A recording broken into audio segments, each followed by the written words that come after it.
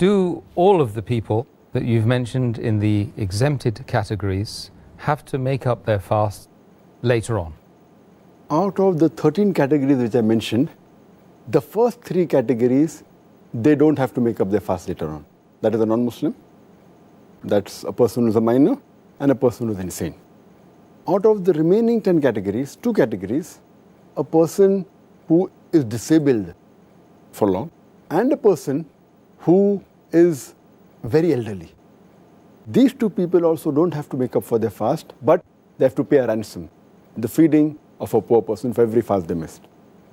As far as the other 8 categories are concerned, the moment the condition in which they are, it gets reversed, then they have to make up for the fast which they missed.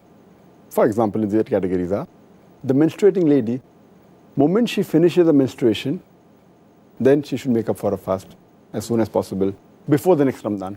A woman who is in the period of postnatal bleeding, the moment it gets over, she has to fast. If a lady is pregnant, the moment the pregnancy gets over and the postnatal bleeding gets over, then she has to fast. If a lady, the 4th category, if she's breastfeeding, after the breastfeeding is over, then she has to fast. Or a person who is sick, the moment he gets healthy, he or she has to fast. Similarly, a person who's traveling, moment he finishes his traveling, he has to fast.